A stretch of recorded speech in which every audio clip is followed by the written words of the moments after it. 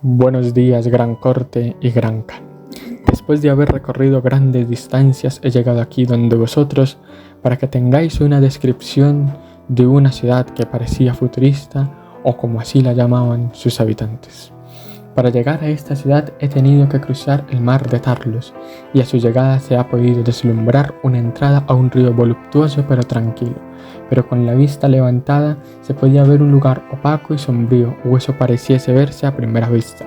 Cuando llegué a su puerto he quedado fascinado por la gran cantidad de materiales, objetos, industrias y otras cosas que pude observar a primera mano. A primera vista me he dado cuenta de que es un mundo que está envuelto en una nube de contaminación conocida como Jin, pero que también en sus suelos y en algunos muros se encontraban pegotudos por un mugre llamado Pringue. En la llegada me he encontrado con varios mercaderes y artesanos que me ofrecían sus productos para su compra, pero no sabía lo que me decían porque no hablaba su lengua, pero podía interpretarlo gracias al ofrecimiento de tales productos. Pero os podía contar solo eso. Pero es que en ese año que llegué a estar habitando esta ciudad, he aprendido un poco de su alfabeto, algunas leyes, costumbres, qué productos y servicios tenían y cómo se comunican a lo largo de esa gran metrópoli. En los primeros días fui a buscar a la biblioteca de esta ciudad y descubrí que es una biblioteca museo, donde los mayores avances son guardados para que su civilización se acuerde de su desarrollo, pero que también investiguen cómo pueden mejorarla para nuevas formas de avances. Una de las primeras cosas que investigué para empezar a entender a esta ciudad fue su alfabeto conocido como Farantarlatube y su ciudad que se llamaba Olivia. Tenía un gentilicio que era conocido como olivenses para las poblaciones de pueblos más lejanos. En esta ciudad estaba dividida tres zonas, como la costera, que se centraba en la recolección de impuestos marítimos, de los productos que se traían para esta zona y de la pesca. Otra zona era la zona central, que era toda la parte que contenía una zona industrial y que algunas que otras pequeñas zonas de comercio, más que todo puestas en los embarques para carga y descarga de productos o pasajeros que llegaban a esta tal zona céntrica. Y la tercera zona que se podía ver era la zona artesanal, agrícola y de ocio. También contenía una zona mineral. Estas zonas estaban conectadas por carreteras elevadas, puentes férreos y por el río, donde se navegaban lanchas o chalupas, pero también por barcos pequeños a vapor para que estos pudieran ir a la zona central a vender sus productos o para que visitantes de otras zonas llegaran a disfrutar del ocio que les podía dar estos lugares. Como he dicho, toda esta ciudad fue planeada desde el río llamado Minska, como el fijo más importante para ellos y con unos flujos como los puentes y vías férreas y vehiculares para su conexión con cada una de estas zonas. No solo eso, sino también sus embarcaciones para el ocio al sur y al comercio al norte, para que esos flujos a lo largo de ese río fueran importantes. No solo eso, sino que este río contenía una cuarta zona, como yo la llamé, que se encontraba al fondo de las montañas conocidas como las hipertálidas, que contenían materiales extraíbles como el cobre, el carbón y el hierro.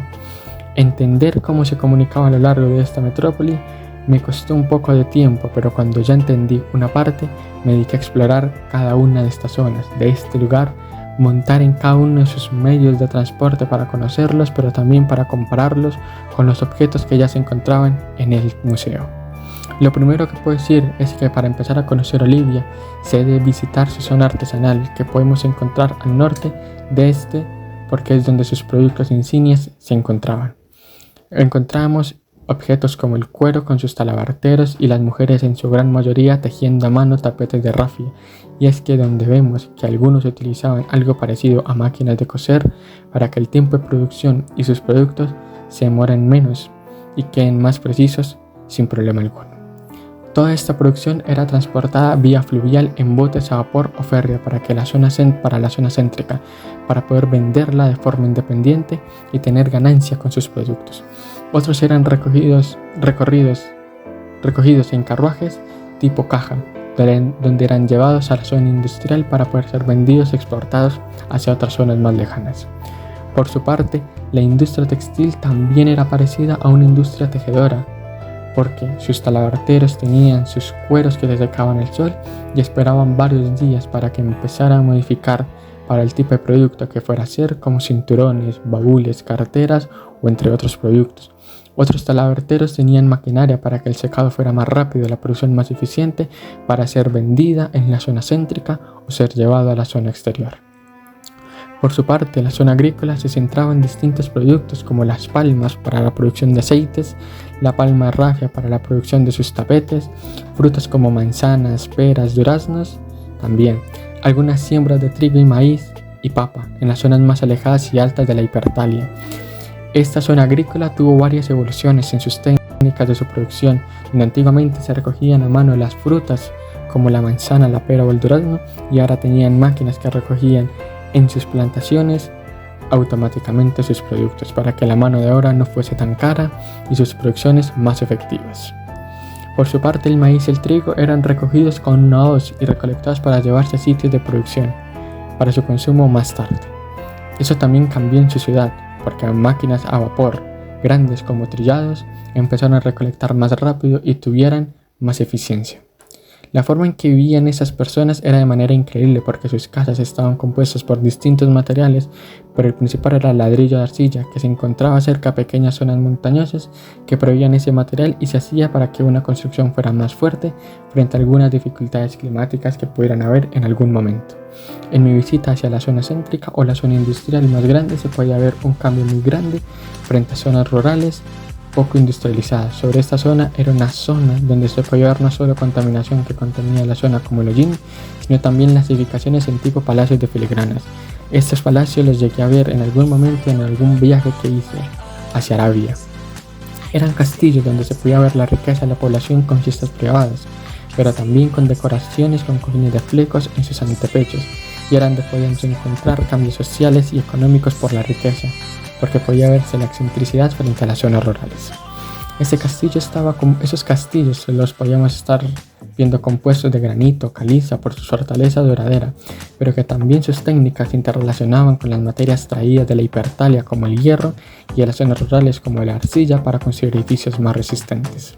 Claro, todo eso estaba justificado porque era la zona donde todos los cargamentos, productos y servicios llegaban y donde más dinero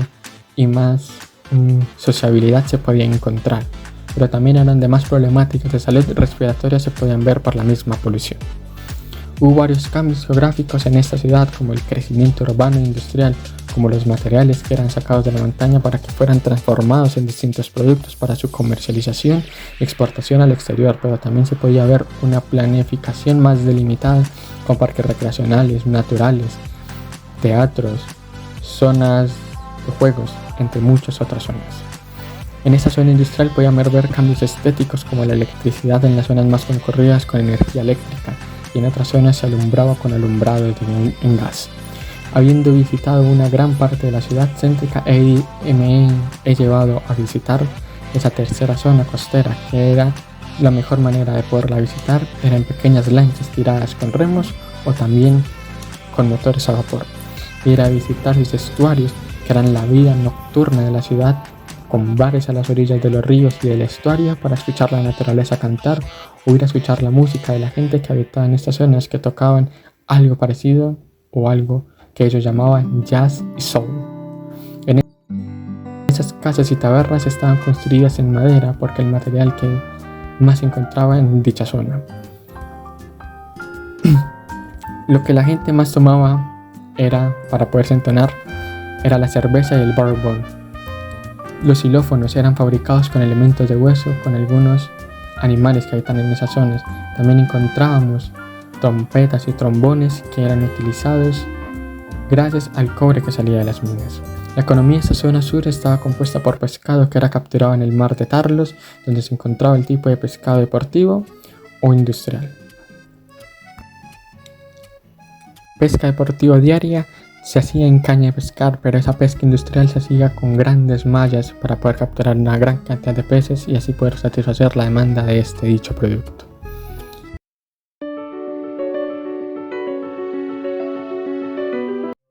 Muchas gracias Corte y Gran Khan por escuchar este relato sobre esta gran ciudad llamada Olivia.